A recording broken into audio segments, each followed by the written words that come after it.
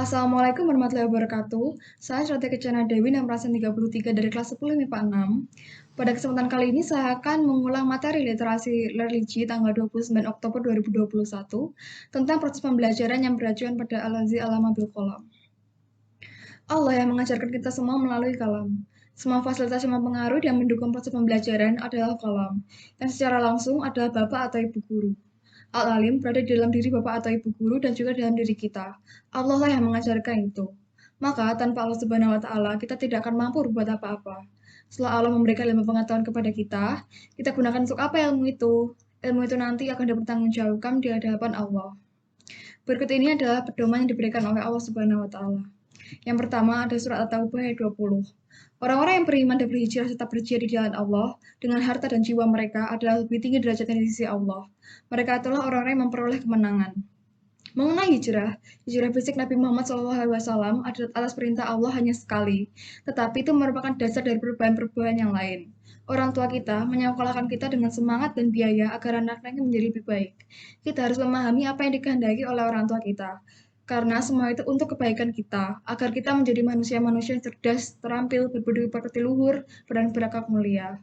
Jika kita mampu membangun diri kita sendiri dan bersama-sama membangun nusa bangsa dan negara, maka jangan abaikan proses pembelajaran.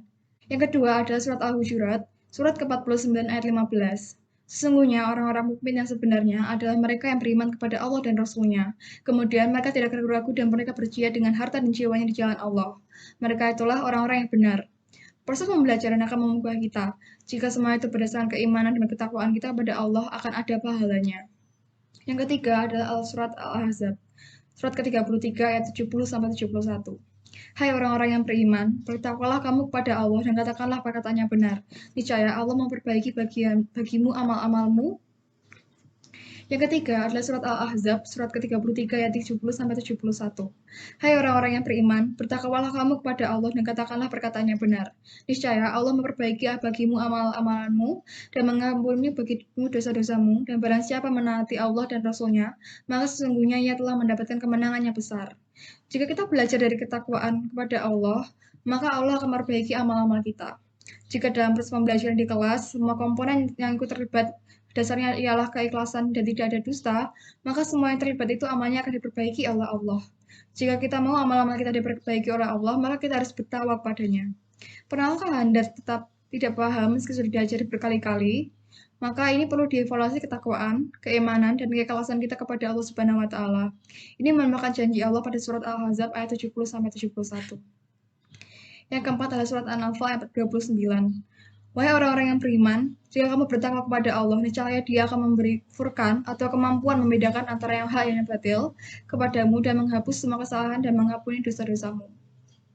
Yang kelima adalah surat An-Anfal ayat 74. Dan orang-orang yang beriman dan berhijrah serta berjihad kepada jalan Allah, dan orang-orang yang memiliki tempat kediaman dan memberi pertolongan kepada orang-orang muhajirin, mereka itulah orang yang benar-benar beriman. Mereka memperoleh ampunan dan rizki yang mulia. Ketika teman-teman kita perlu pertolongan dan kita mampu menolong, maka sebelum dia meminta bantuan, sebaiknya kita tolong lebih dulu. Akhlak Rasul ialah menyelesaikan segala kesulitan umat yang dihadapi. Yang kelima adalah surat Al-Isra, surat ke-17 ayat 19. Dan barang siapa menghendaki kehidupan akhirat dan berusaha ke arah itu dengan sungguh-sungguh, sedangkan dia beriman, maka mereka adalah orang-orang yang usahanya dibalas dengan baik. Sekian materi dari saya, semoga bisa dipahami. Jika ada kurang lebihnya mohon maaf. Wassalamualaikum warahmatullahi wabarakatuh.